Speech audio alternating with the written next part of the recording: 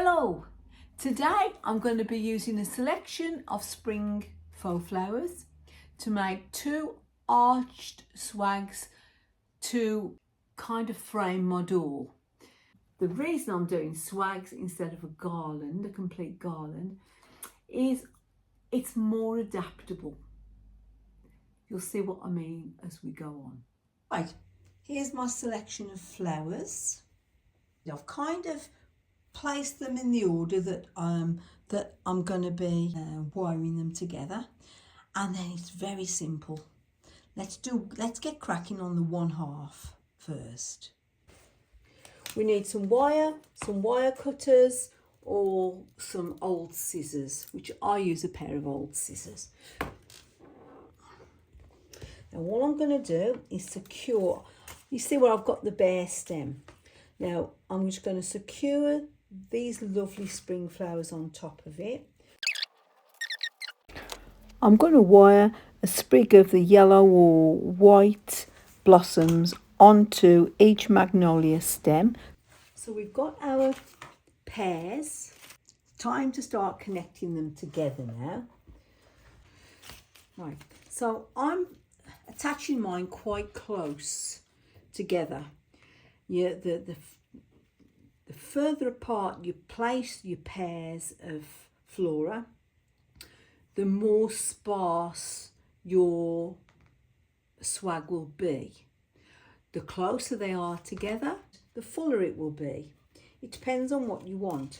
Now, if you're covering a long distance over a door, you might want them further apart.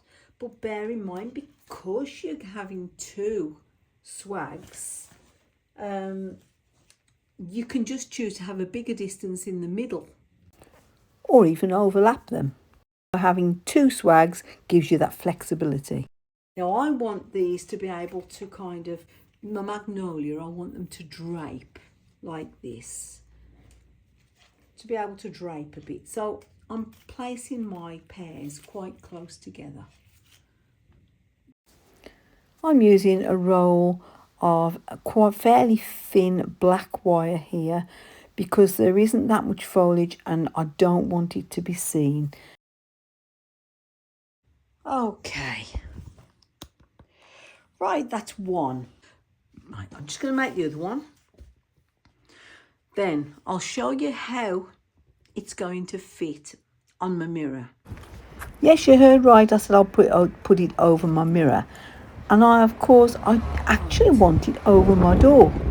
But as you can see, I've still got my Easter decor up at the moment. And that will be taken down as soon as Easter is over. And then we'll replace it with the lovely spring flower garland. But you get an idea of the space I want to fill with the swags. And just remember that this second swag, you will want it to be the mirror image of the other one. So you want them facing in this way.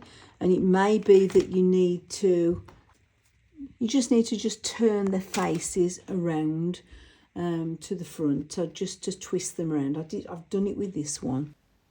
Right, so we've got both garlands completed and I've draped them over the mirror in this instance, though I'm going to be placing them over the door.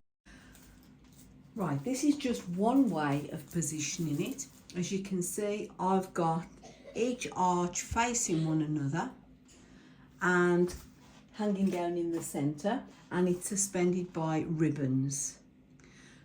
So that's one way. You could put one of these just over a doorway, draped across, either wired or ribboned, but I'm going to be using this outside over my doorway, and these two groups of magnolia heads will be facing into one another. So this is part of how this is so adaptable. You can obviously use it as separate pieces, you can overlap them, you can use them individually over doorways, or like I'm going to do over my door outside.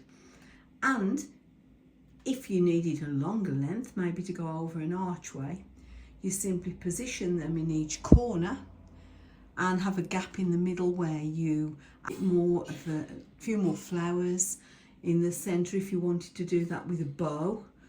But basically this is more adaptable than a garland, a single garland, because of the fact that you can alter it and use each piece individually. So have a go, and I'll see you again soon.